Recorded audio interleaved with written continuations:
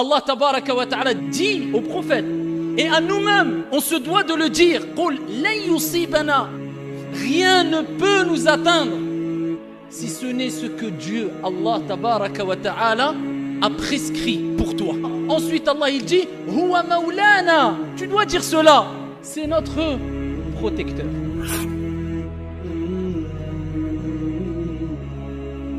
بسم الله الرحمن الرحيم والحمد لله رب العالمين والصلاة والسلام على أشرف الأنبياء والمرسلين. Mes chers frères et sœurs, comme vous le savez toutes et tous, il y a des jours avec et il y a des jours sans. Il y a des instants de bonheur et des instants de malheur. Il y a des instants de joie et il y a des instants de tristesse. Il y a des instants où on se sent bien, épanoui, et il y a des instants où on se sent déprimé, ravagé par les soucis et les tristesses. C'est la vie.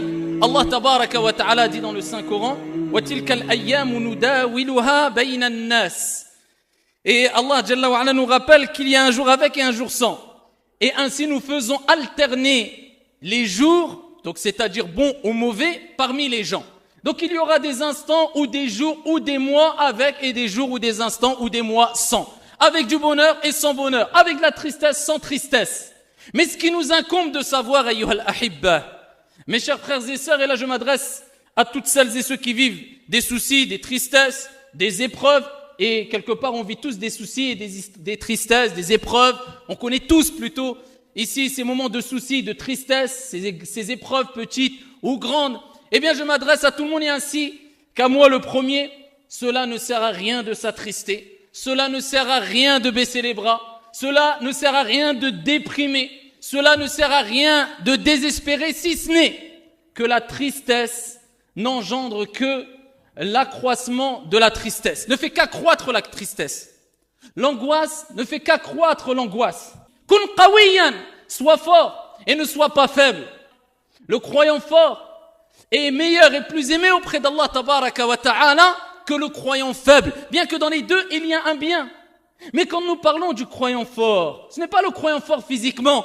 Eh bien c'est là où nous voyons est-ce que tu es fort ou faible. C'est lors des tempêtes, c'est lors des épreuves. C'est celui qui est fort moralement.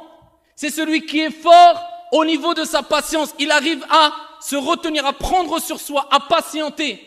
C'est celui qui est fort concrètement lors des épreuves. Eh bien le prophète nous dit que Allah tabaraka wa ta'ala préfère et aime celui qui est fort et reste vivre toute ta vie avec ce verset coranique.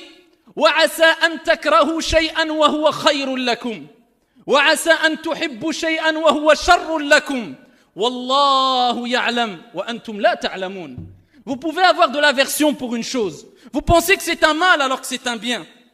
Et vous pouvez aimer, apprécier une chose. Vous pensez que c'est un bien alors que c'est un mal. Wallahu ya'lam, mais votre Seigneur sait, vous ne savez pas. Tu ne sais pas où est le bien réellement et concrètement lors de l'épreuve.